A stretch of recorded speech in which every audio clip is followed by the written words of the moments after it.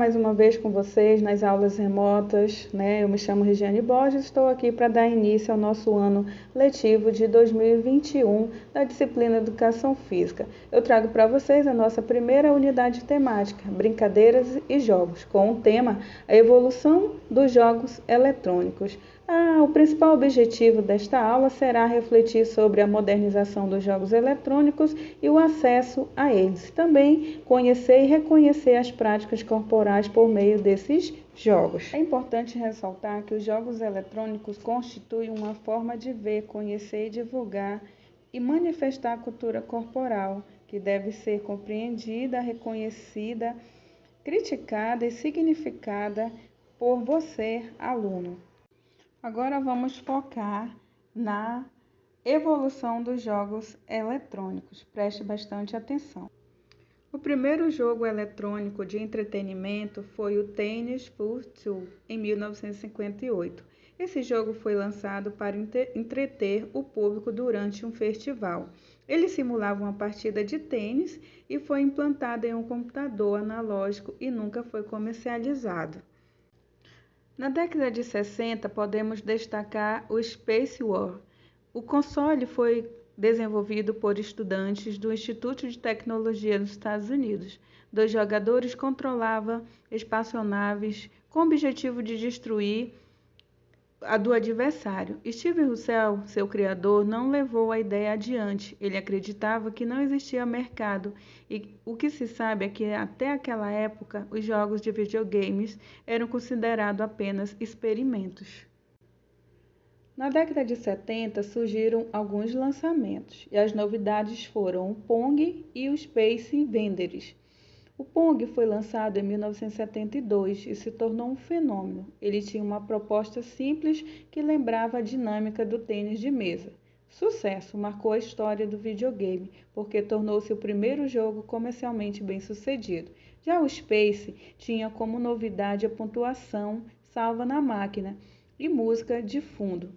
No jogo, o usuário deveria controlar a nave contra a invasão de alienígena e um dos jogos que ajudou a popularizar os videogames no mundo. Fiquem com mais um pouquinho aí do Space, certo? E vamos entrar agora na década de 80. Começaremos com um grande sucesso, que é o Pac-Man.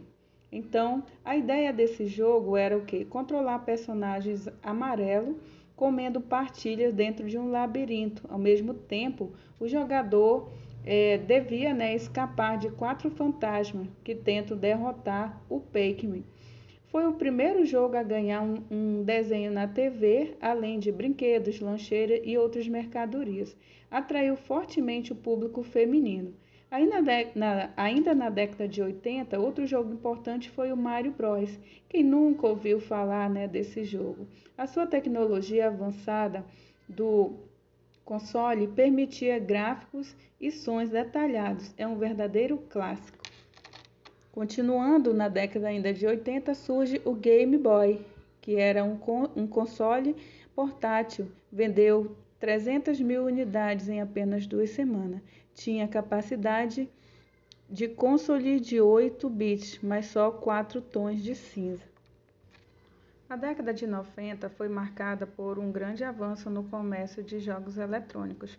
Foi nessa época que a internet começou a dar passos mais largos para se chegar ao que conhecemos hoje em dia. O Super Mario, que já era um sucesso, ganhou uma nova versão do Super Mario World.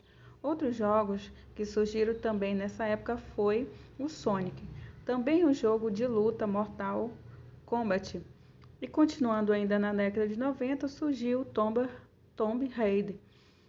O jogo apresenta em um mundo totalmente em 3D. O jogo segue a história de uma arqueóloga inglesa à procura de tesouros antigos, assim como em Indiana Jones. O jogo foi um grande sucesso comercial, recebeu ótimas críticas e foi bastante influente. Então, para a gente finalizar, a gente traz os anos 2000, de toda essa evolução dos jogos eletrônicos. Então, os games tiveram uma década dourada, estabelecendo-se como um grande fenômeno cultural do planeta. Durante esses últimos anos, muitas outras mudanças aconteceram. Os jogos eletrônicos para móveis, telefones e tablets se estabeleceram como grande parte do mercado, certo? Agora vamos para a nossa análise e compreensão. Então, galera, fazendo uma análise e compreensão de tudo que já foi visto, né? Podemos ressaltar que em 1958, o William Higginbotham criou o primeiro jogo eletrônico para um computador analógico, chamando de Tênis para Dois.